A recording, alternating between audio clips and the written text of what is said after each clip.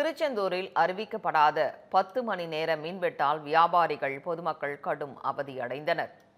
திருச்செந்தூர் நகர் பகுதியான வடக்கு ரத வீதி, மேலரத வீதி உள்ளிட்ட முக்கிய கடை வீதிகளிலும், பாரதியார் தெரு, மேலமாட வீதி உள்ளிட்ட பகுதிகளிலும் காலை 8 மணி முதல் இரவு வரை சுமார் 10 மணி நேரத்திற்கு மேலாக மின்வெட்டு நிலவியது.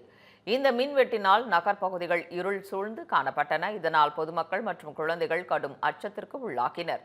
மேலும் முறையான அறிவிப்பு இல்லாத மின்வெட்டினால் கடைகள் முழுவதும் மின்சாரமின்றி இருளுடன் காணப்பட்டதால் வியாபாரிகள் கடும் சிரமப்பட்டனர். தங்க நகை கடை முதல் டீ கடை, மளிகை கடை, காய்கறி கடைகள் வரை பொருட்களை விற்பனை செய்ய முடியாமல் பாதிப்பிற்கு உள்ளாகினர். சிலர் வேறு வழியின்றி மெழுகுவர்த்தி வெளிச்சத்தில் வியாபாரத்தில் ஈடுபட்டனர்.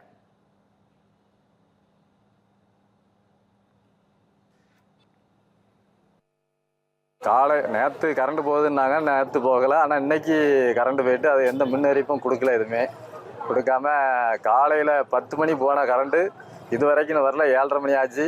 இருட்டில் கடந்து யார் பண்ணிகிட்டு இருக்கோம். ஒரு ஜாவனை கூட எடுத்து கொடுக்க முடியாத சூழ்நிலையில் இருக்குது.